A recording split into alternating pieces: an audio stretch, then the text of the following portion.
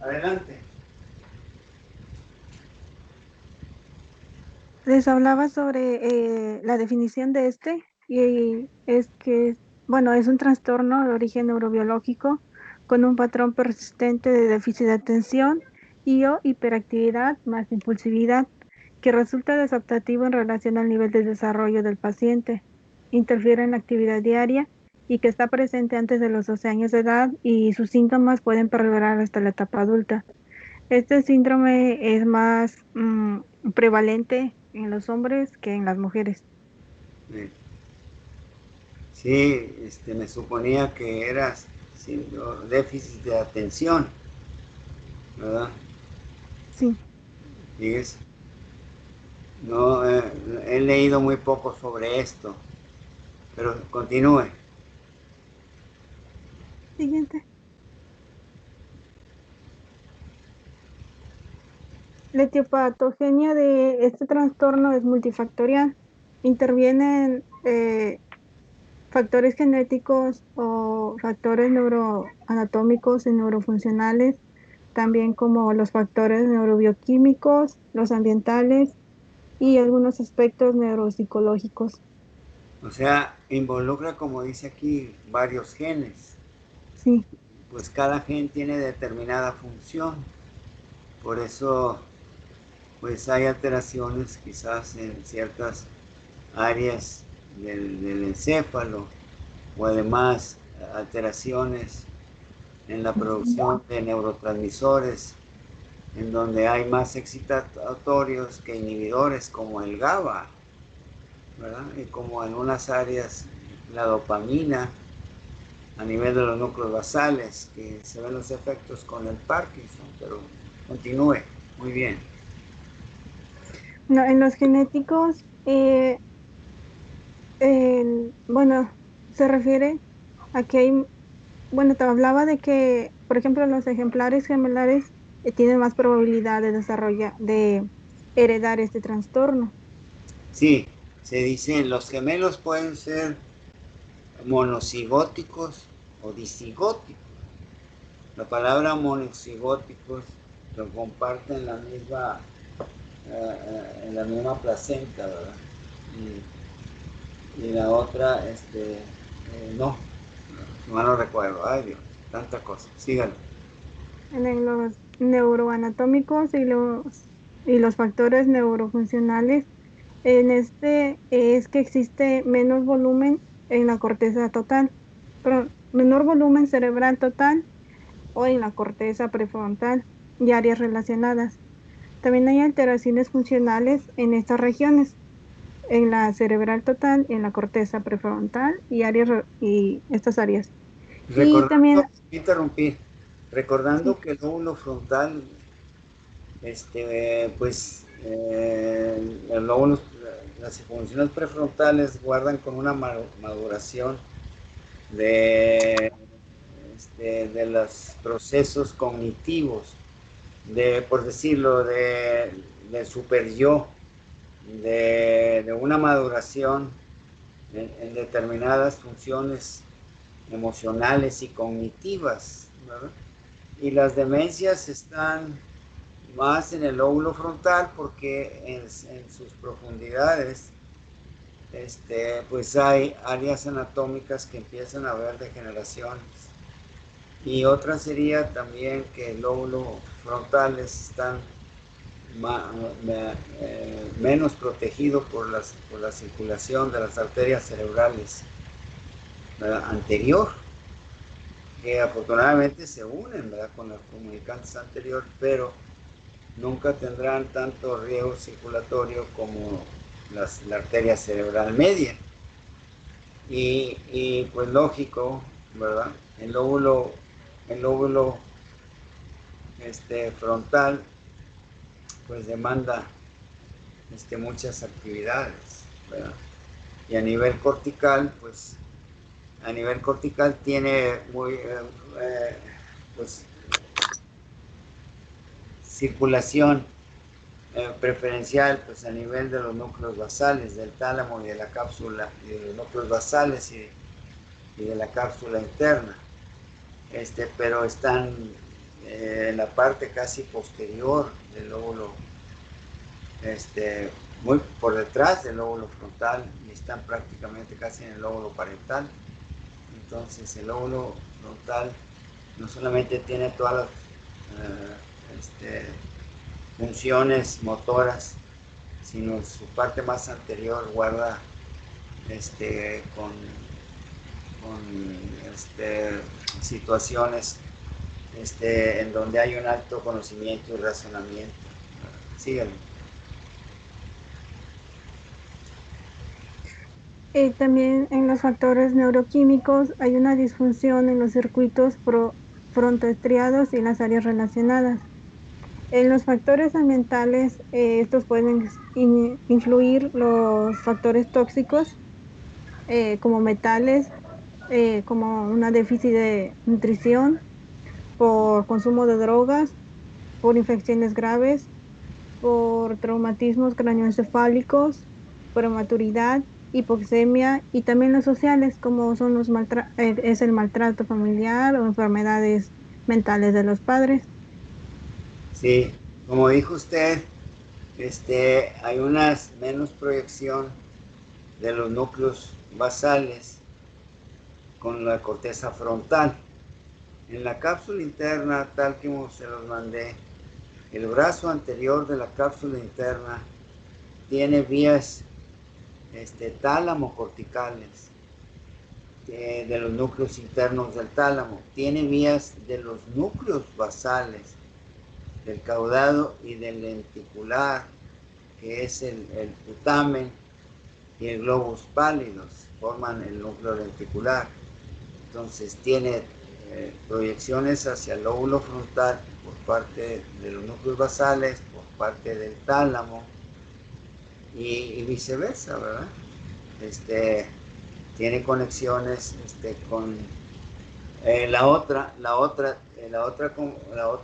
proyección que tiene el brazo anterior, que son 4 de la cápsula interna, son las fibras fronto-orbitarias, o sea, que vienen de las porciones orbitarias del frontal hacia el tálamo, se conectan. Y estas, pues el tálamo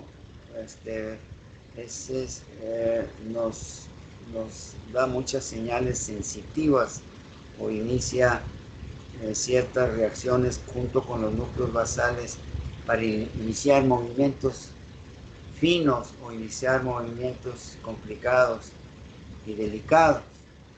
Y que usted estaba comentando que faltan estas conexiones de núcleos basales con el tálamo, con la corteza frontal.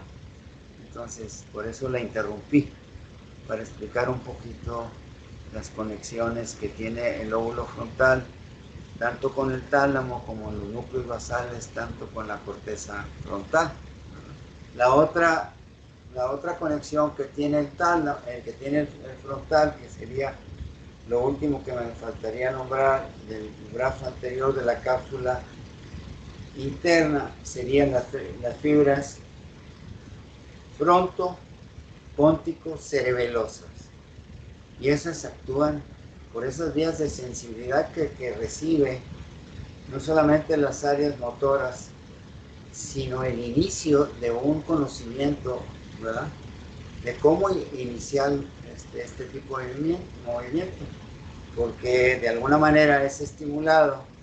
El tálamo, a su vez, estimula al lóbulo parietal, que guarda todo de tipo sensibilidades primarias, secundarias, y almacena demasiada información. El lóbulo parietal se integra en las conexiones que vienen de la periferia de la piel, músculo, hueso, articulaciones, órganos, y de alguna manera llegan hacia el lóbulo parietal, y el lóbulo parietal, antes de llegar al lóbulo parietal, llega al tálamo, y entonces pone en actividad los futuros movimientos, y luego los hacen más precisos cuando la primera área sensitiva por detrás de la cisura de Rolando y la segunda hacen movimientos, registran sensibilidades y luego comunican a las áreas motoras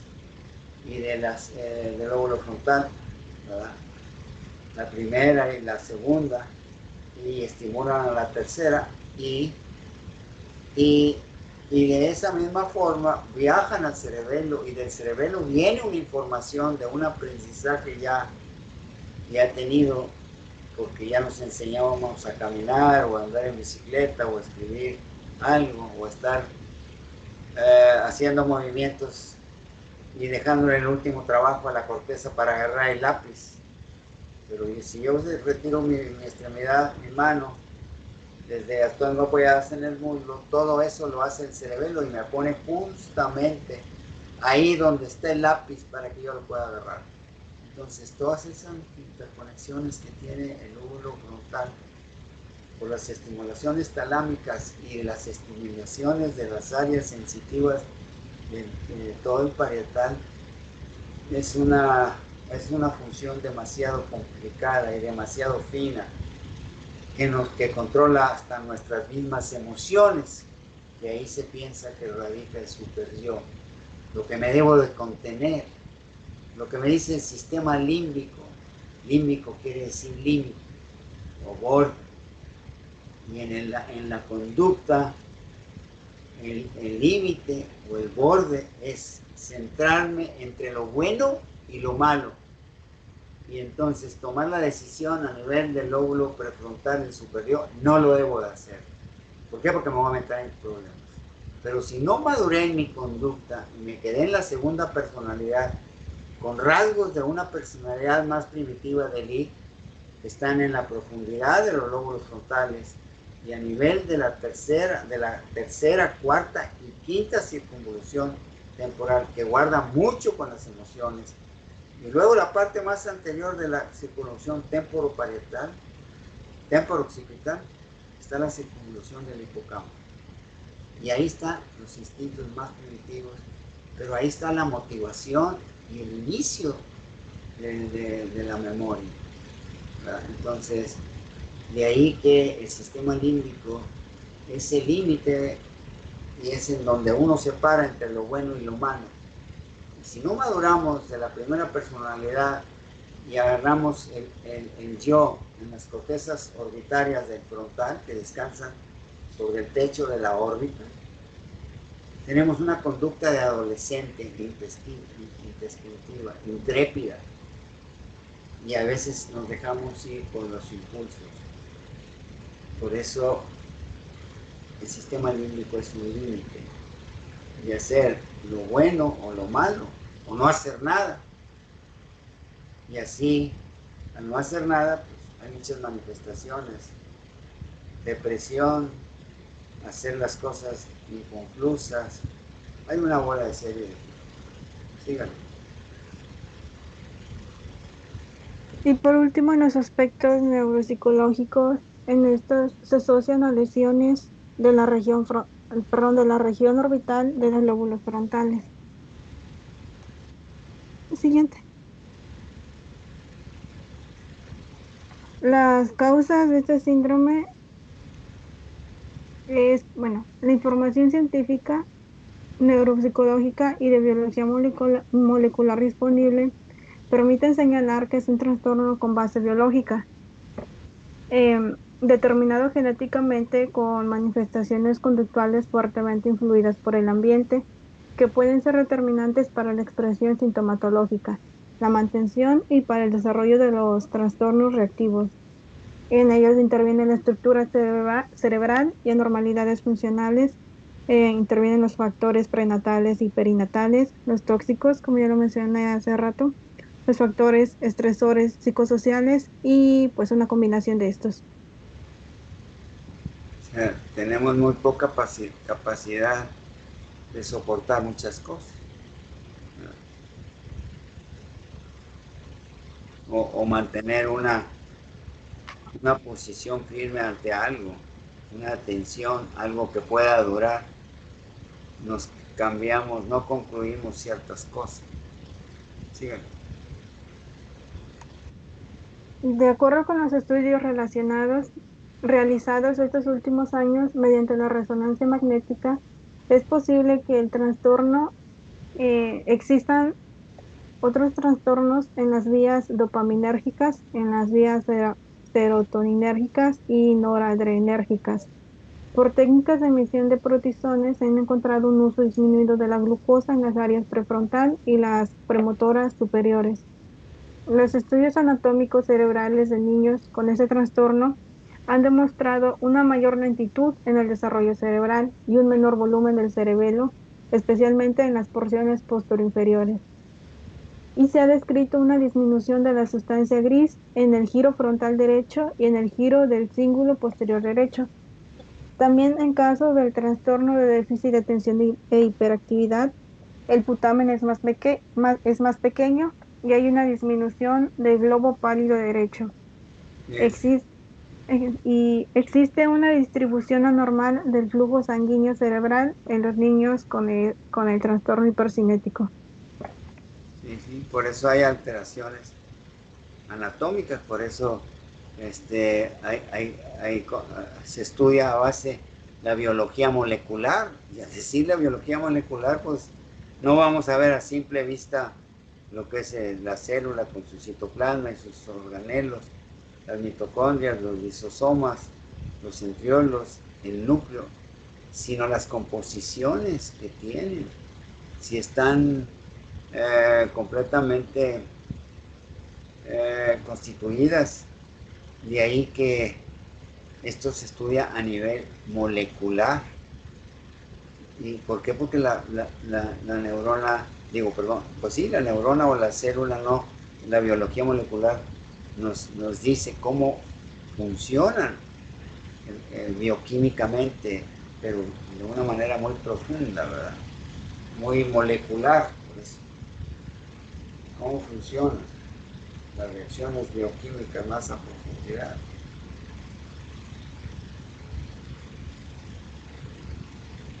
La Siguiente, capacidad enzimática que debe tener una célula.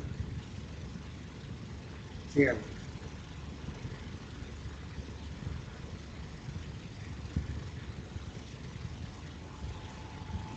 siguiente.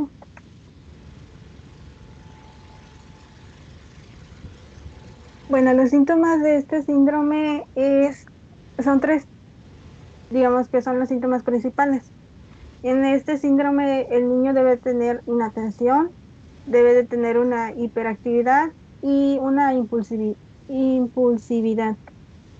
En la inatención se refiere a que se distrae fácilmente con estímulos externos, no puede seguir instrucciones, no finaliza tareas, no se fija en los detalles, tiene una dificultad para organizar actividades, es renuente a hacer tareas que requieren un esfuerzo mental prolongado y extravía objetos necesarios para tareas y actividades como plumas, gomas, sacapuntas.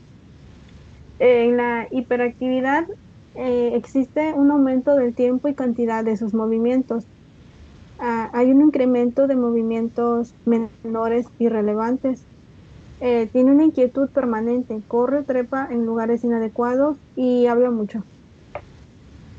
Y la impulsividad precipita respuestas, interrumpe, le cuesta esperar turnos, actúa y hace actuar y tiene una apariencia agresiva.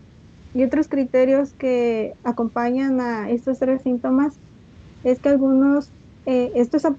estos síntomas aparecen antes de los 7 años de edad y las alteraciones se presentan en dos o más ambientes. Debe existir deterioro clínicamente significativo de la actividad social o académica. Sí, sí. ¿La que sigue?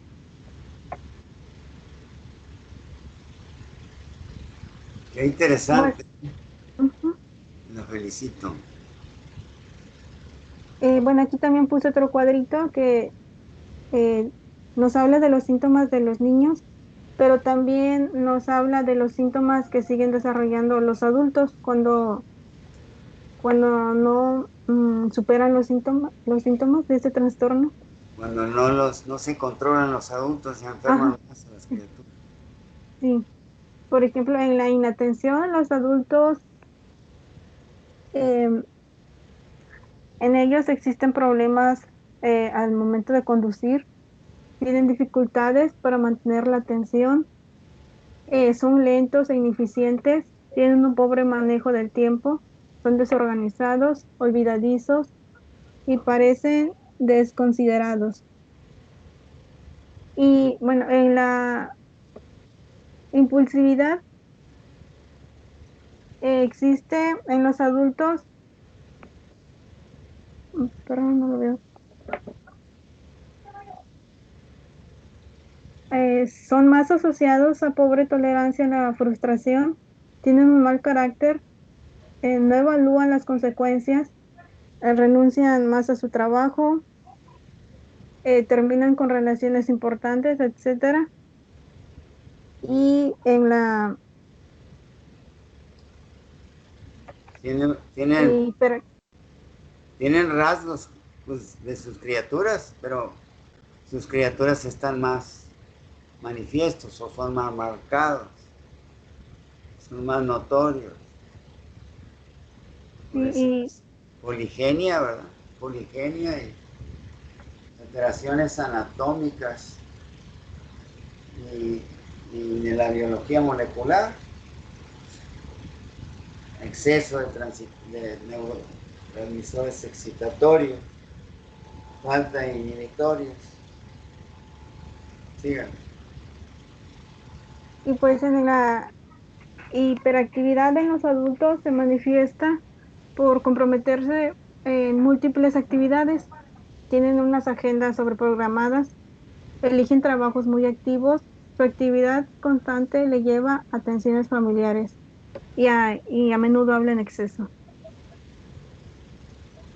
La que sigue. ¿De dónde sacó esta información? De un artículo. Bueno, se puede afirmar que en muchos sujetos el exceso de actividad, tanto motora o vocal, se reduce significativamente a medida que avanza la adolescencia y durante la vida adulta. No obstante, más del 80% de los niños que han sido diagnosticados con el trastorno hiperactivo en la edad escolar continuarán presentando el trastorno en la adolescencia y entre el 30 y el 65% lo presentarán también en la vida adulta. Se observa con frecuencia la aparición de conductas agresivas o desafiantes a medida que se acerca la adolescencia. Y entre un 20 y un 60% de estos niños y adolescentes presentan conductas antisociales o trastornos disociales. También existe baja autoestima, tristeza, puede existir depresión y desconfianza en el éxito futuro.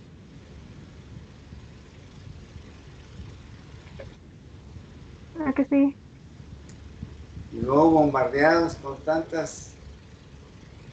tantas cosas, por, por los medios de comunicación, con los mismos celulares, con la misma computadora, que no me alcanzo qué impresión tienen. Yo me asustaba cuando era niño. Una vez acompañé a una hermana de mi mamá, que fueron segundas madres para nosotros, ellos no se casaron. Sufrieron mucho en la Revolución Mexicana, que tenían 15, 16 años, 17 años. Y no, les tocó tener dinero en México, se tocó venir a Lampazos, Nuevo León, a Nuevo Laredo y a Estados Unidos. Andaban detrás de mi abuelo y todas mis tías y mis tíos.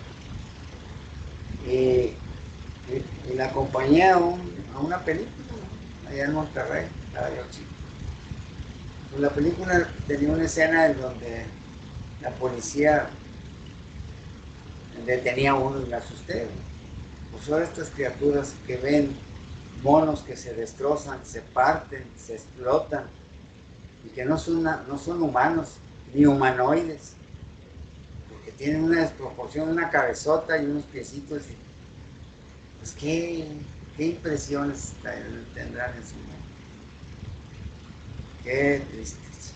Por eso hay muchos terrores nocturnos en estas nuevas generaciones y se crían débiles los que no pueden ser fuertes, los que no tienen tiempo suficiente a su madre o a una abuela o al papá, que a veces trabaja o tiene dos trabajos para completar. El padre es responsable.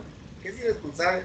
Cuando mucho agarra un trabajo, luego se va con sus amigotes a la cantina o la madre.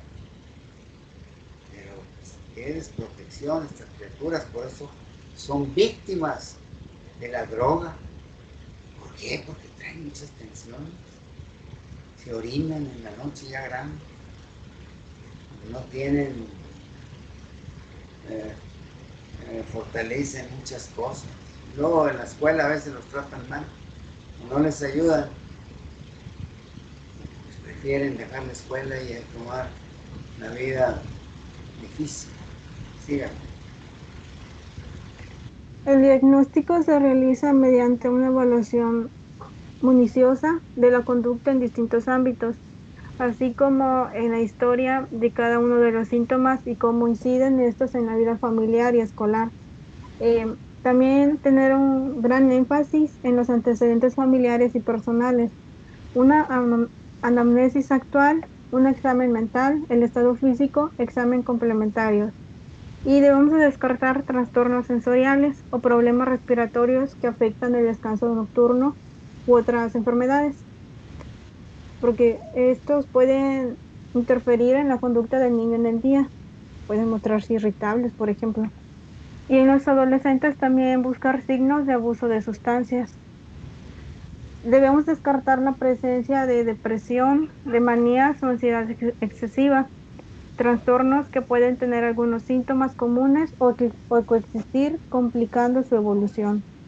Y es importante la detección temprana, porque si no lo detectamos a tiempo, estos niños pueden crecer y tener una adolescencia con muchos problemas o ser muy agresivos, o ya en la etapa adulta pueden ser muy conflictivos o tener problemas familiares o problemas con la justicia. ¿Sí? Es la resultante de que la mujer tuvo que abandonar el hogar para ayudarle a su esposo. Y si es que lo tuvo, si tiene un responsable que nomás va, como hay muchos, a quitarle dinero, a pedirle dinero, usted déjame ver a mi hijo. Tanta mujer que tiene que redoblar sus esfuerzos, trabajar y pierde el cuidado de sus hijos si no lo ayuda la mamá, la abuela, o la otra abuela, si sabe que su hijo es un cabezón, desprotegidos, bien desprotegidos, y los golpean los mayores o los menores, es muy triste. Y ahí que en México, por años, 70,000, 80,000 muertos, no más que los contabilizados. Pues ¿en qué país vivimos? Tanta delincuencia. Le están diciendo, Obrador, que no ha hecho nada por delincuencia. Pues ya le agarró toda la chamba. ¿Qué hizo Miguel de la Madrid? ¿Qué hizo Salinas? ¿Qué hizo el Cedillo? ¿Qué hizo Fox? ¿Qué hizo Calderón? Pues su secretario de seguridad está preso en Estados Unidos por el narcotráfico. ¿Y no el Peña Nieto qué hizo? Y si contamos, uno, Miguel de la Madrid, dos, Salinas, tres, Cedillo, cuatro, Fox, cinco, Calderón, seis, Peña Nieto, 6 por 6, 36 años. Y más atrás que ya había inflación, que a principios de los 70, 76 hubo la devaluación, el 18, al día siguiente, a ese mismo día, 19, 20, cuando entregó el poder de Echeverría en diciembre, ya valía $50 el peso. Hijo eso, no. Con un trabajo completaba uno para mantener a la familia. No, hombre, ni de chiste. Con dos, que cuidara al esposo. Que si era render, que no anduviera en el tendajo o ahora en los Oxxos y en los Super 7. Pues ponte a amasar, ponte a hacer chorizo, ponte a poner frijoles, ponte a hacer barbacoa y no la compres. ponte a hacer menudo y... No, hombre, pues ¿cuándo, chingue? Y se enojaron. Desde Salinas ganamos el 4% anual. Hasta que llegó Obrador. Miles y miles andan en la delincuencia. Es que es una vergüenza. 70, 80,000 muertes por año. Y gran parte son mujeres. Y, pues, y niñas. Para el tráfico de órganos. Hijos. Todavía tienen descaro. Dice la procuradora, cometió muchos errores y los sigues cometiendo. Ay, Dios, síganle. Siguiente, por favor. Sabemos, hay pocas gentes que no han sido amenazadas por la delincuencia organizada, entre ellas yo. Hijo. Y como médico, síganle. Bueno, para el diagnóstico también debemos de realizar una estimación del nivel maduro del niño, tanto en lo intelectual como en el área social y emocional. El diagnóstico es eminentemente clínico y requiere de la participación de profesionales idóneos que sepan preguntar para poder obtener información relevante. En este grupo intervienen los psiquiatras, los neurólogos, los psicólogos, los psicopedagogos y pediatras especializados en el desarrollo, en el neurodesarrollo, perdón. También Del les, lenguaje y de todos. Están, todas estas criaturas están todas lastimadas por áreas anatómicas, por exceso de neurotransmisores o por falta de otros. Y luego el medio externo, lo que ve, lo que los orientan, no los entienden. Dígale. siguiente, por favor. Muchos de ellos andan en la delincuencia. El tratamiento, si es un niño menor de 6 años, en este debe de intervenir la escuela, debe de tener un entrenamiento a los padres y debe existir psicoterapia cognitivo-conductual. Si la mejoría es total o mejoría parcial, si la mejoría es total, pero los síntomas no repercuten o lo hacen mínimamente en el desarrollo académico.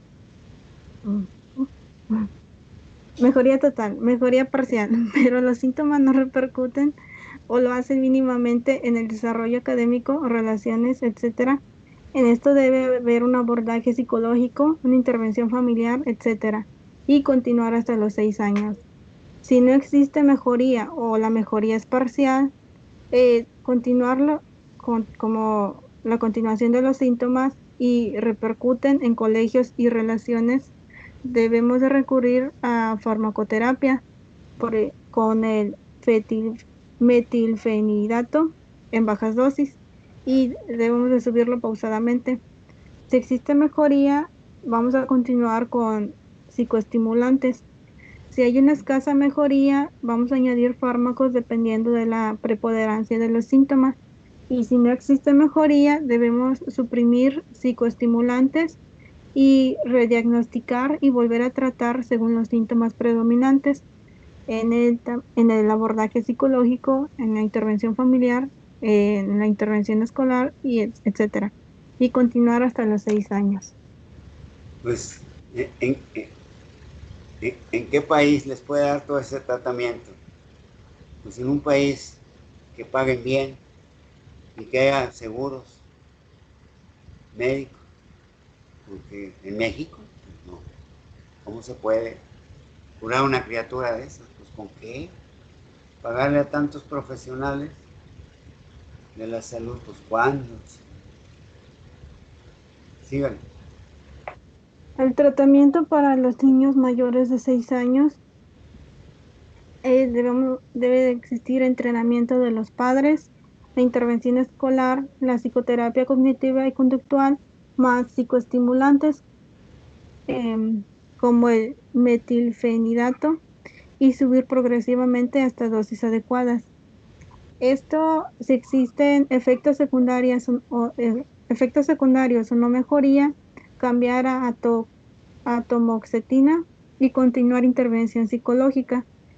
Y si existen efectos secundarios o no mejoría, debemos de recurrir a neuroléptico atípico como la risperidona, etcétera. Espiridiona, el aloperidol, esos son neurolépticos, es agarrar, porque andan inquietos para todos lados, inquietos, agresivos, gritones, llorosos, conflictivos, pueden andar alucinando, pues ay Dios, pues cuándo,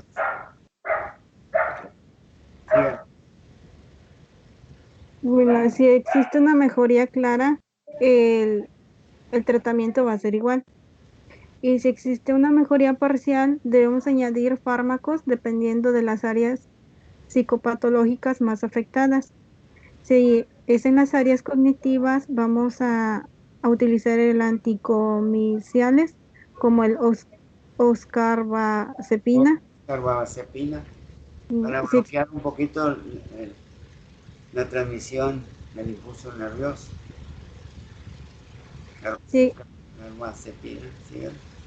si los síntomas son de conducta, vamos a recurrir a neuropéptidos. Si los síntomas son de la impulsividad, vamos a recurrir a anticomiciales como el topiramato. Y si no mejoran todos los síntomas nucleares, cambiar otro fármaco, cambiar a la atomoxetina y continuar la intervención quirúrgica. En ciertas áreas, ¿verdad? Sí. Donde ya no se puede y se seccionan ciertas.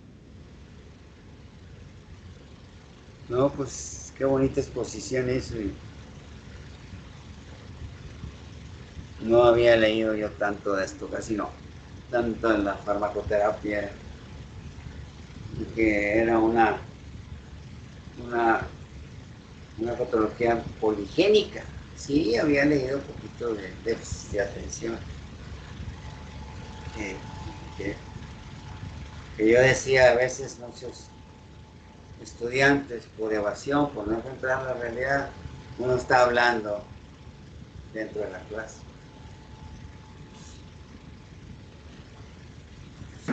De atención, sabiendo que debe uno de ir a la clase a aprender, a guardar silencio.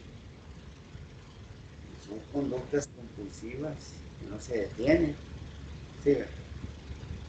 La medicación ha demostrado eficacia y seguridad, sobre todo si se trata de los factores neurológicos. Los fármacos ayudan al crecimiento del cerebro y la maduración de este, y es efectivo en el 70% de los casos. Los resultados del tratamiento se aprecian a los pocos días de inicio. Mejora la atención y disminuye la impulsividad y la hiperactividad. La mejoría puede ir acompañada de un aumento de rendimiento académico y de su aceptación social por parte de sus compañeros, digamos, si es en la escuela. Y la calidad de las interacciones padres e hijos mejoran significativamente cuando el niño afectado responde a la medicación. Y bueno, también les puse una tablita del tratamiento farmacológico, pero es en lo que les leí hace rato en el diagrama. Siguiente. A pesar de que este es un trastorno en el que el niño tiene mucha hiperactividad y poca concentración en sus actividades, pues no todo es malo. Ellos tienen una gran capacidad expresiva y son muy creativos e inteligentes. Siguiente.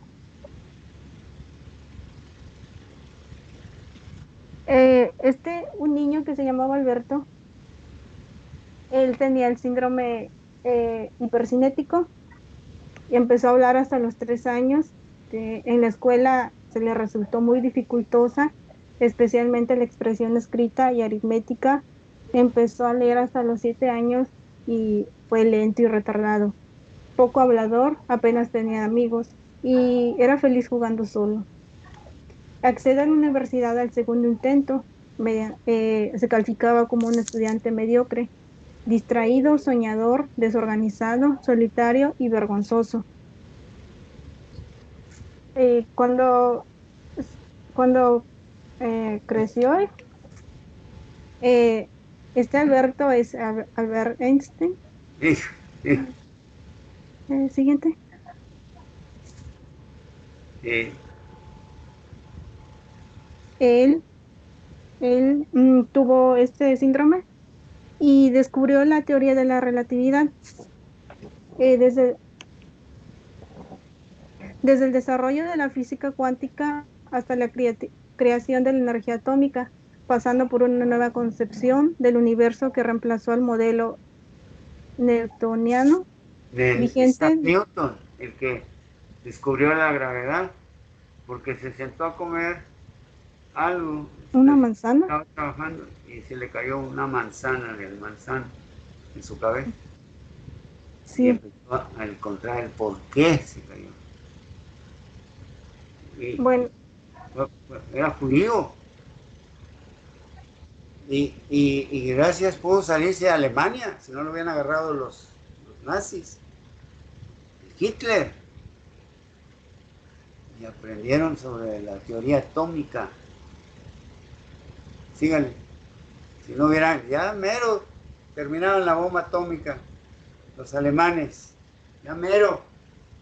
Si no estuviéramos con los alemanes, oh, terribles, racistas, tremendos. Ándale. Por eso cuando llegó, iba a entrar la modelo, cuando era cerveza mexicana, que decía la mejor cerveza del mundo. Quítale el nombre la mejor, porque ellos, según son muy cerveceros. Según ellos la inventaron. No, hombre, si desde los egipcios ya hacían cerveza. Son terribles los alemanes. Cuidado con ellos. Y no lo digo yo, lo dice la historia. Cuidado con los japoneses. Cuidado con los rusos. Cuidado con los mustios, los chinos. Son fregaqueritos. Los chinos. No todos. Pero cuidado. El día en que el mundo caiga, el día que pierda Estados Unidos o Inglaterra el mando, valiendo madre, dijo mi comadre. Van a hacer las cosas muy bien. No lo digo yo, lo dice la historia. Síganle. bueno, este personaje recibió el Premio Nobel de Física en 1921. Nunca Siguiente. he visto a Einstein así, sacando la lengua, era juguetón. Sí. También les presento otro caso de un niño llamado Miguel. Este era un niño muy movido, no paraba de hablar y no se quedaba quieto. En el colegio suspendía todas las asignaturas y sus maestros le decían a los padres que su hijo nunca llegará a concentrarse en algo. Entonces, eh, a los niños con este síndrome se les recomienda que hagan actividades donde puedan realizar mucho esfuerzo por la hiperactividad. Y sus padres decidieron meterlo a clases de natación para eliminar toda esa energía. Es diagnosticado y tratado por el trastorno de déficit de atención e hiperactividad. A los 19 años es arrestado por conducir bajo los efectos del alcohol, eh, es- recibe una multa y trabajos comunitarios. A los 21 años tiene una fractura en la muñeca derecha escalando el coche de un amigo. Y a los 23 años consume cannabis. Este niño creció y siguiente. Qué bonita exposición. Este niño es Miguel Fields. Él es un nadador americano más joven en las Olimpiadas a los 15 años. Es el más joven en batir el récord mundial de natación. Ha recibido 8 medallas de oro en Beijing. Tiene un récord de oros olímpicos en su carrera, 14, y batió 37 récords mundiales en natación. lo que es canalizar la energía Sí. en algo positivo, como esas personas que caen en depresión. Yo le decía, pues agárrate a barrer toda la casa y no le sigues con la banqueta y la calle hasta que te canses. Pero no estés droga y tras droga y droga y droga. Porque al rato ni te va a hacer, y al rato sí te puedes suicidar. Sigue. Bueno, como conclusión, sí, este trastorno es maltratado. Estos adultos suelen ser problemáticos, agresivos, pero si este trastorno es conducido mediante, apoyado por los padres que tengan tratamiento adecuado, este trastorno puede evolucionar y hacer grandes personas. Creo que es todo. Muy bien, muy bien.